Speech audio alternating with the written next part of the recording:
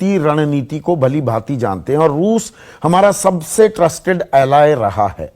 आपको थोड़ा ताज्जुब हुआ क्या जो बात यहां पर एसडी मुनी साहब कह रहे हैं कि भाई माइक पोम्पियो की बात को भी हमें गौर करना चाहिए, अमेरिका हमारे साथ है, लेकिन रूस, अब आरआईसी की भी मीटिंग हुई, विदेश मंत्रियों की वर्चुअल मीटिंग हुई, राजनाथ सिंह भी वहां गए, पर रूस खुलकर अब चीन की निंदा नहीं करता है कि भाई तुम क्यों घुस रहे हो भारत की टेरिटरी में। आप किस तरह से देखते हैं, क्योंकि आप रशिया के भी एक्सपर्ट हैं, डिफेंस एक्सपर्ट के अलावा। देखिए संदीप, आपको एक बात माननी पड़ेगी कि चाइना जो है वो यूएन का परमानेंट मेंबर है। चाइना उनके उस हाई टेबल पे पांचों कंट्री शेयर करती हैं और रशिया और चाइना के भी बहुत ट्रेड रिलेशंस हैं। तो ऐसी चीज नहीं है कि भारतीय डिप्लोमेसी जो है वो सक्सेसफुल नहीं हो रही। देखिए, चाइना के खिलाफ एक रोष है, लेकिन आज देश खुल के बोलने को तैयार नहीं है, ये बात मैं मानता हूं। लेकिन जब बिल्कुल अगर ऐसी, और ये भी बात प्रोफेसर मुनी की बिल्कुल 100% है कि ये लड़ाई हमें खुद लड़नी है, आखिर कोई आपकी लड़ाई ग्राउंड पे आपकी मदद नहीं करेगा। लेकिन रशिया आपको, अगर आप चाहेंगे तो आपके वेपन्स एक्सपेडाइट करेगा।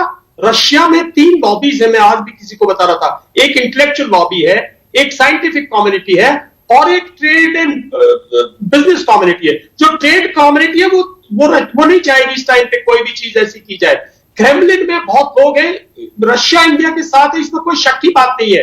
इवन पुतिन जब आएगा, लेकिन हमें थोड़ा सा कुछ और करने की आवश्यकता, मैं ये शाहनवाज जी को सबको बताना चाहता हूं, आज देश को कुछ और करने की आवश्यकता, कुछ और करने की आवश्यकता है। वो कुछ और क्या है? अंतिम सवाल मेरा होगा ब्रेक के बाद शाहनवाज हुसैन और अभय दुबे से।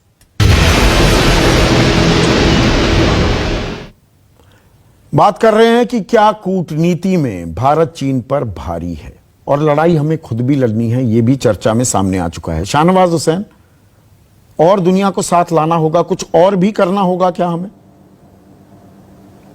देखिए, यहाँ पर हम सब के बीच में अंतर्राष्ट्रीय कूटनीति को समझने वाले सबसे विद्वान व्यक्ति प्रोफेसर मुनी साहब है और इस बात की तरफ उन्होंने भी इशारा किया और मैं भी कहता हूँ कि जो G10 का आइडिया हुआ है, जिसके अंदर Canada, France, Germany, Italy, Japan, UK, America और उसमें दक्षिण कोरिया, ऑस्ट्रेलिया भी इसमें शामिल हो सकते हैं। ये समझ जाइए, पूरी दुनिया में कूटनीति में एक चीज होती है, दुश्मन का दुश्मन दोस्त।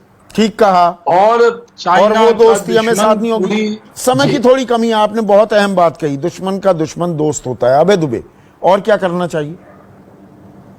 बिल्कुल ठीक है, जैसे पार्लियामेंट्री कमेटी का सुझाव है खुद मोदी सरकार की कि ताइवान को डिप्लोमेटिक रिलेशन को हमको एक्सेप्ट करने के विषय में विचार करना चाहिए। हांगकांग के जो क्राइसिस है उस पर भी हमको एग्रेसिवली स्टैंड देना चाहिए।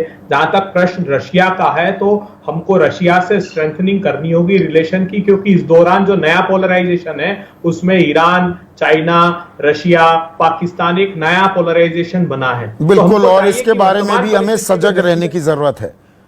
जनरल दयाल।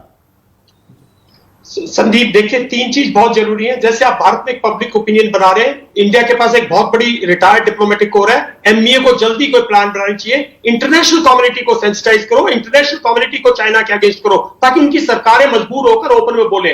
भारत को एक बात और करनी चाहिए कि युग्यार में और तिब्बत में और यहाँ सब हमें अपने भी एजेंडा लॉन्च करना चाहिए, ताकि चाइना के अंदर भी आवाज उठे। और तीसरी चीज सबसे जरूरी है, देखिए हमारा पाकिस्तान का तो बायलेटरल इशू है 72 के तहत, ये हमारा बायलेटरल इशू नहीं है, ये इंटरनेशनल इशू है हमारा। एक तो पहले उन्होंने कब्जा कर रखा है, उसके बाद जो एलसी थी उसको भी नहीं मान रहा, तो हमें यूएन में प्रेशराइज करना चाहिए, तभी तो देश उभर के सामने आएंगे, तभी तो चाइना को पता लगेगा। जब तक ये